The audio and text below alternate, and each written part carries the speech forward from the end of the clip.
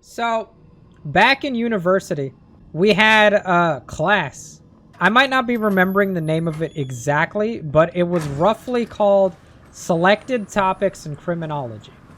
I was doing a criminology degree. I went to University of Houston.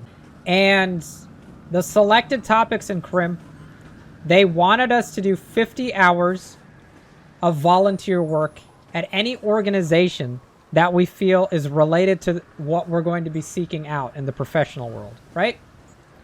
So at the time, I was interested in being a police officer or a dispatcher.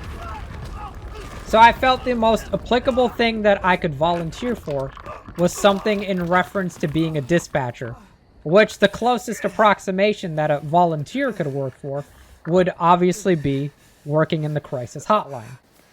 I decided to do 50 hours of volunteer work at the Crisis Intervention Center of Houston. So the makeup of the way the call center worked, insofar as when I was there, we had employees that were paid to be there. We had volunteers like myself that were adults. And then we had, I believe we had teenage volunteers there, or people that were late teens, if I remember correctly. The purpose of the later teenagers was specifically there so they could text people that, generally speaking, kids that didn't feel comfortable calling into the hotline, but were comfortable texting the hotline. Obviously, some people don't feel comfortable talking verbally about their problems, so they would text into this line. I was on the calls. So the people that were paid to be there, they were essentially what you would consider our supervisors because they were paid employees. So they knew how to do the job a little bit more effectively, a little bit more efficiently, a little bit more safely than us, right? Me, I was a huge fan of counseling since I was in high school. I would frequently be in like the support groups in school, the anti-bullying groups in school. I would spend a lot of time with my school counselor. So when we started, they gave us a little bit of training. It was relatively minimum. I don't think that there's anything that most people here wouldn't be able to grasp. And they explained to us what we need to figure out is what the people that are calling in want out of us. What that means is some people, when they would call the crisis hotline, they would just want to know, they would just want someone to talk to because they're essentially extremely lonely. They don't have anyone to vent their problems to. So they would call the line to have someone to just express all of their stresses, all of their concerns to. Some people truly were suicidal and they were in the middle of a crisis. When it comes to people like that, we would try to gather as much information as we could. And then we would call law enforcement to go and do a welfare check on those guys. And then there would be people that would call essentially every single day. They weren't actually in a crisis, but they just become accustomed to having that ear to talk to on a daily basis. So they don't feel like they're alone in whatever daily stresses that they have, if all of that makes sense. So that's the breakdown of all the types of people. Me, I had a guy call into the crisis hotline, and he was, I'm not going to explain exactly what his problems were, but essentially what his problem was that he wasn't seeing eye to eye with his partner, and he was headed towards a very messy divorce or breakup with his partner, right? And he was also stressing out about his job. And it was causing him to have thoughts of suicide, though he had never developed a plan. One of the telltale things that you have to look for when there is someone in your life that is suicidal, do they have a plan? Is there something that they're going to be acting out? Let's say tomorrow they're going to go and down a bottle of pills. Right now they're on their way to go drive and hurt themselves in like some location. Maybe they bought a gun out of nowhere and they're not the type of person that would buy themselves a gun. So you need to you need to look for whether or not someone has a plan, essentially. If they're suicidal, oftentimes they'll develop a plan. It won't just be a spur of the moment sort of thing. It'll be something that they'll generally be thinking about at least for a couple of days before they start trying to enact that plan. Does that make sense? The number one advice I can give you in my limited experience, I'm not a mental health professional, so take what I say with a grain of salt. The number one advice, and based on my personal experience working there as a volunteer, your focus should always be, when it comes to suicidal people, is to try to get them to the next day. Let's say, for example, they're having thoughts of suicide today.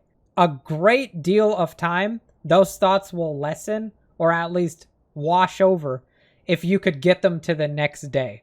Let's say you take them out for dinner, you take them out for a movie, you play video games with them, you just talk to them about their problems.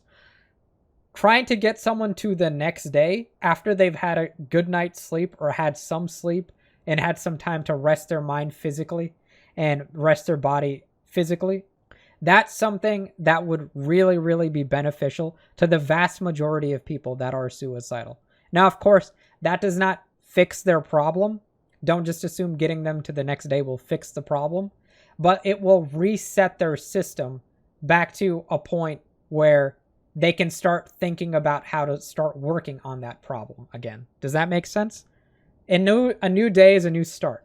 A new start is a new chance at fixing whatever problems and moving forward in your life in whatever direction you're trying to go. In this situation, this guy, I got him to talk to me about video games and music. I was a huge fan of I'm still a huge fan of Linkin Park. I talked to him about video games. I talked to him about music. And sure enough, he asked, you don't give your actual name whenever someone calls into the suicide hotline. You always have a different name, right? So I gave him my different name in this circumstance. And I said, look, if you want to talk, I'm going to be here tomorrow. You can always call me. Sure enough, he called me again tomorrow. And then the next day. And we had a going back and forth just like this on a day-to-day basis for the duration of me working there. I didn't work there for a very long time. Another person that would call in, he was relatively up there in age. I believe he was in his late 40s, early 50s. He would often be driving when he'd call, and he'd be threatening to go and hurt himself in a specific location that he would want to drive to. And according to the staff that was working there, the paid staff, he explained to me this guy is not actually a threat to himself. We've called in numerous welfare checks on this guy. He just likes to call in and he just likes to vent and express his frustrations. He's not making legitimate threats, but anytime someone threatens it, it's definitely worthy of looking into. You never want to just ignore anyone just because they're saying it. You get what I mean?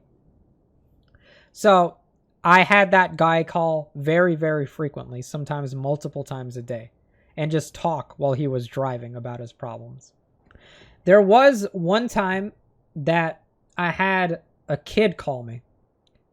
I had a kid, I believe he was 7 to 9 years old, something in that ballpark.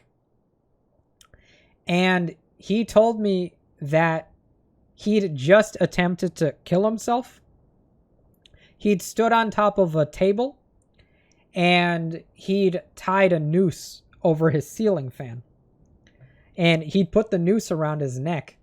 However, the noose, it had broke when he'd attempted to hang himself. I can't really expect a 7 to 9-year-old to do that as efficiently or effectively as possible for obvious reasons. But it had broken. And he was just crying hysterically on the phone to me about what he had just attempted to do to himself. So I got him to calm down and I asked him where his parents were. And he told me that his mom was actually just outside. His mom was just outside in the garden, just doing some yard work. And I told him, can you just do me a favor and go get your mom and tell her what you had just tried to do? And at first he refused to listen to me. But after a little bit of coaxing, a little bit of encouragement, I got him to go and talk to his mom. His mom didn't even know that he was suicidal to begin with. She was just hysterically crying, the entire time when she found out what her son had just tried to do. But it's often a situation where people will keep it inside them, but there are people in their life that will get them the resources that can help them. So it was a matter of this kid opening up to his mom about how he was feeling. I didn't know his living situation with his parents. The only thing I could do was help him get a hold of his mom and reach out to her about the problems. And fortunately, I think that they had gotten him some mental health treatment after that point in time. So it's stuff like that, working in the crisis hotline. You never know what kind of call you're going to get. But I always say that it's important to try to get people just to the next day. If you can get them to the next day, or you can get them to open up to people in their life that can provide them some help or resources or comfort or support, stuff like that is a really, really big help. Because a lot of times when people are suicidal, they feel isolated. Leaving them alone and letting them self-isolate is very, very toxic. You should never let people self-isolate. Now, sometimes they want to be alone, but you should at least try to keep an eye on them just to make sure that they're okay. Checking in frequently throughout the day, stuff like that, just to make sure that they know that there's someone still there, making sure that they're okay.